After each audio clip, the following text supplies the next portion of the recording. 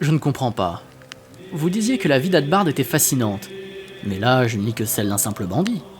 Continuez, je vous prie. Vous finirez par comprendre qui vous avez choisi. Ma victoire éclatante contre le Hersir a rapporté gros, mais elle a eu pour défaut de faire de moi l'ennemi public numéro 1. Il en faudrait plus pour m'arrêter. Avec l'argent accumulé, j'ai investi dans un navire, le Svarbardi, un carvi pouvant transporter 39 hommes. Après de nombreuses traversées, j'ai installé mes gars en Norvège. C'est d'ailleurs là-bas que j'ai rencontré Egil et Solveig.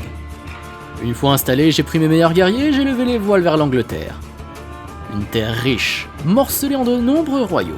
Trop peu nombreux et inexpérimentés pour nous attaquer au bateau, nous avons accosté près de Canterbury, dans l'ancien royaume de Kent. Laissant le Svalbardi, nous nous sommes mis à faire ce que nous faisions de mieux. Piller. Les villages du sud n'étaient pas habitués à ça à l'époque. Et les caravanes s'attendaient à tout sauf aux attaques des Northmen, comme ils nous appellent. Très vite, nous avons attiré les attentions des Eldarman. Des espèces de jarls locaux.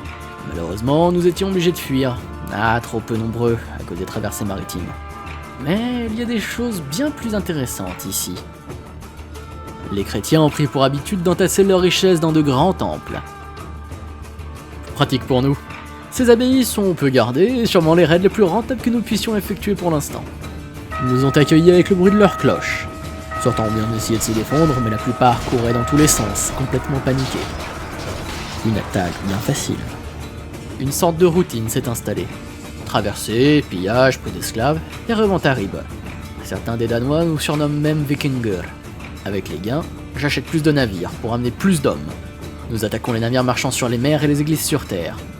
Mes hommes sont heureux d'être bien payés, mais ils ne comprennent pas. Je recrute plus d'hommes, plus de navires. Tout ça fait partie du plan, dont la première étape frappera Ribeux.